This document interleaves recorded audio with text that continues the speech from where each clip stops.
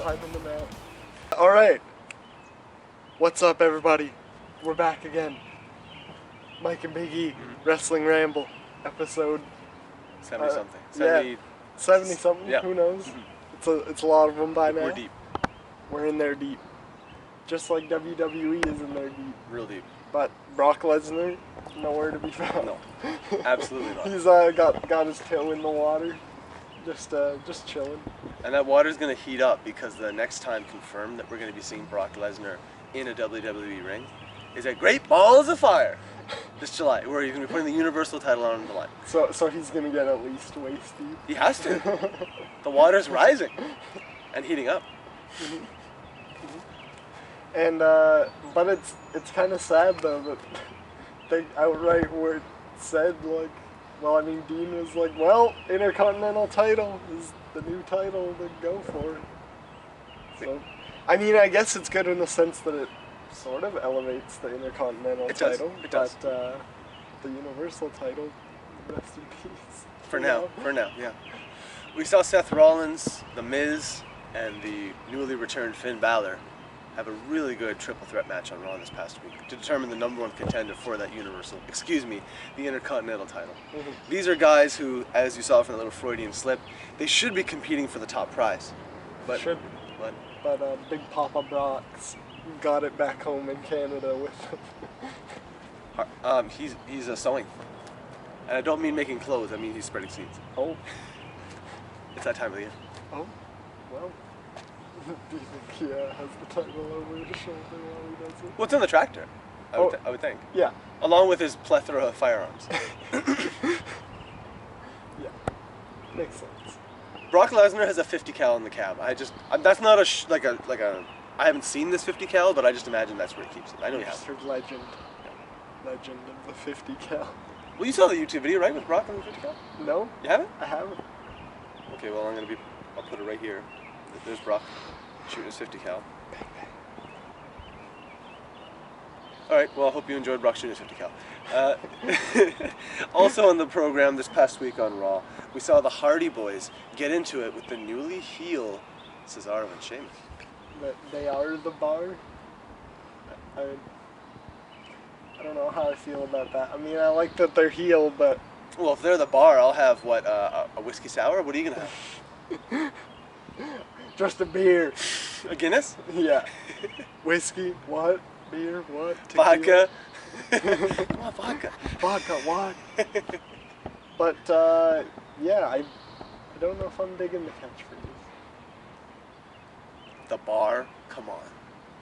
You could have been so many other things, but the bar? Yeah. I mean, they're not a place where you buy drinks. They're not the entrance exam to enter law school. They're not something you run into and hurt your head on. They're not a World War II machine gun. They're not a Browning automatic rifle. No. Absolutely not. They're a tag team. Not the bar. Or a bar. Or any kind of bar. No. No. But, cool jackets. And, they're pretty good as a heel. It has their countries on the sleeves. Yeah. Yeah. Yeah. It's, like Sanity. Yeah, that's right. They're like a more refined two-person Oh my god, sound. are they gonna join Sanity? Why not? Holy shit, that would be a fierce addition to Sanity's roster. I mean, Eric Young was trying to recruit Ty Dillinger. And they need to keep the theme going with people from different countries? Yeah. And that'd be fine. Because then we'll have someone from Northern Ireland and regular Ireland. And then Rusev's in there too. Oh yeah. And then we could see tag matches with Rusev and Killian Dane. Oh, the two brutes. Yep. WWE's two brutes. Against AOP and Heavy Machine. I smell money.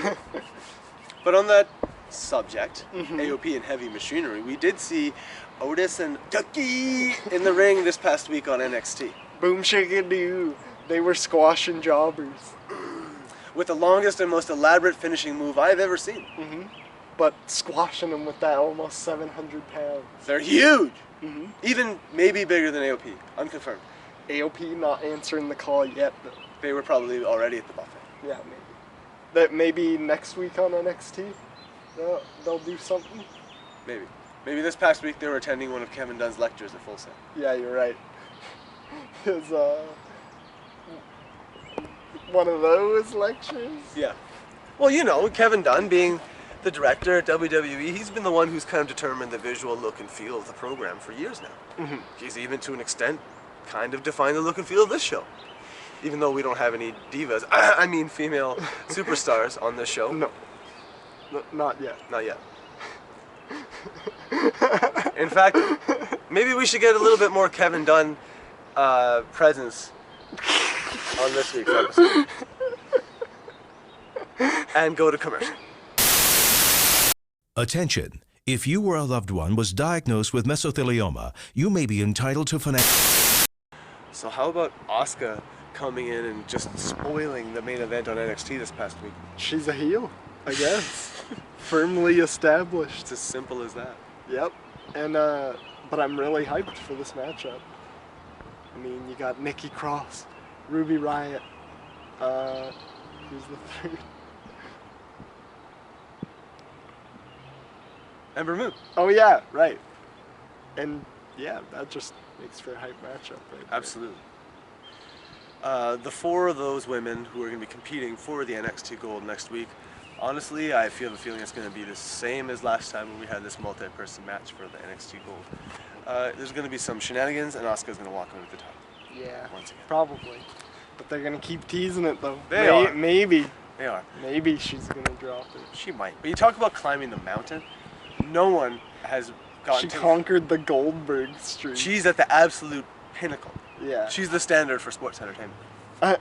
The only way she could get higher up that mountain is if she went to Raw and won the championship like 17 times. I have been saying on this program for some time now that the only suitable way for Asuka to leave NXT is with that title. Yeah, you're She right. just takes it with her. Just takes it, goes to... She needs to double belt. That's what I'm saying. Yes. The first ever double champion. And have the statue. But the curtain goes up and... it's Becky Lynch. Oh, oh, that's right. Yes. Excellent segue, Ian. So please tell us, what happened in the women's division this past week? Well, the welcoming committee and Becky Lynch, there was almost a little turn there. It looked like Becky Lynch was gonna shake hands and make peace with Natalya, Carmella. But at the last second, Becky Lynch took off the shirt, revealing the NWO red and black underneath. And threw James Ellsworth into Tamina. And then just everybody was beating everybody's ass. Right, that's right. And it was good. Yes. Charlotte threw some big boots. Mm-hmm. Everybody wound up looking strong. It was a good women's segment. Yes. It's just a good segment, period. Yeah. Just to end SmackDown. SmackDown overall was good. Yes. The actual ending of SmackDown, which was the United States title. Mm-hmm. This was a week where we had a pay-per-view, where there was a little bit of cross-pollination between the two brands at Payback. Mm-hmm. There was the House of Horrors match. Mm-hmm. Bray Wyatt and Randy Orton. Randy was under the fridge Yes, he did. for a while. He was. Or was he? He was under there for a little while. Yeah. Probably having a drink or something. And then Maybe he he slithered out. He did. He's a snake. And then he was lights out and he was behind Bray Wyatt. He somehow slithered about 100 miles. Yeah. Maybe he had another limo waiting. Maybe. Evolution is a mystery. Or he had just like a motorbike or something laying around. Just... Baron Corbin's motorcycle. Yes. Maybe it was Baron himself. Oh. He wasn't on the show. Him and Baron Corbin just riding on motorcycles together. Talk about it. Yeah, you're right. That's a tag team I'd like to see. Mm-hmm. But those are a couple of lone wolves, though, so... Maybe they should be called the Lone Wolves. Oh my goodness. But, so it kind of wouldn't make sense. Or I guess they'd have to be Wolf and Serpent, wouldn't they? Maybe. Yeah, you're right. Because Randy is a snake. We'll have to work out the creative details on that particular gambit. Mm-hmm. But what we can tell you for sure is that Jinder Mahal and the Banquet Hall Boys once again showed up at Payback with the WWE Gold in tow. They laid Randy out, and Bray put Randy down with the Sister Abigail. Mm-hmm. And unfortunately, Jinder doesn't have the title anymore. It's okay. But maybe he'll get it back at not Payback. Backlash. Backlash. Maybe. I hope so. Either way, it's just overall good to see a new face in the title picture. Because it's kind of mostly been the same people for a while. You're right. So, I like it. Yep. Plus he's vascular. Hashtag give gender a chance. Hashtag test his urine. Hashtag give Bollywood boys a chance. Yes, definitely that.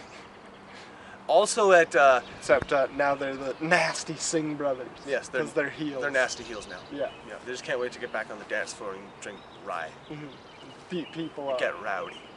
Yeah. But also at Rocket League Presents Everybody Has Blue Eyes Backlash, we can expect some sort of United States title match. Potentially, I guess it would be with AJ Styles, right, at this point? Yeah, probably. Yeah. We saw the United States champion Kevin Owens lose his US gold at the Payback show and then gain it back again at SmackDown a couple of days later. Laying Jericho out with a vicious DDT on the floor. And that chair to the neck. Just, As only Kevin can. Kevin's just so creative with those chairs. Yes, he is. I need to see a Kevin Owens chair match. Against Alberto! Yes. Those are two guys that like chairs. But we'll never be seeing WWE hosting Alberto Del Rio in one of their rings ever again. No. No. Anything else you wanted to add from this week? See. Go on. Just trying to think. Well, wait, I guess we already touched on 205 Live, didn't we? Not at all. Oh. Well, 205 Live was great. We had Lindsay Dorado versus heel TJP. And What are your thoughts on now he's only called TJP? There's no more Perkins. I like it. I think it's good. I did too. It's like Triple H. Yeah, you're right. Saw Drew Gulak against Mustafa Ali. And he did the yob. Mustafa Ali. Pronouns, pal, goddamn. Yep. Drew Gulak got the knees up. Those high flying antics didn't pay off. Drew getting the push? Yep. That no fly zone. Shut it down. Yeah. Keeping him locked and on the mat. Yep. Just keeping him on the ground. Yeah. I'm loving the new gimmick and can't wait to see more. He's a charismatic guy. Yeah. Because they've always hyped up his, technical wrestling stuff, but because of the nature of 205 Live, for the most part, we haven't got to see it. You're right. And we only get to see it a tiny bit with Jack Gallagher. Only a bit. Just those little chain wrestling sequences. But when he had that match with Tyler Bate, he finally had an opportunity to showcase most of his moveset. Yeah, that was amazing. And Neville pushes him to the limit every time. Believe that. Mustache Mountain. Probably next week on NXT. Oh, Aleister Black next week on NXT. We'll be talking about specifically Mustache Mountain. Is Pete Dunne in Mustache Mountain? No, I guess they're called British Strong Style, the three men together. Yeah. We'll be talking about... Because he got no mustache. No, he doesn't. He doesn't really have He's anything. just got that mean mug. Yeah, he's just always grimacing. Yeah. Like he lost something. Yeah. And can't find it. But that's really just about all the time we have this evening for Wrestling Ramble. Stay tuned for another fun-filled episode next week on YouTube.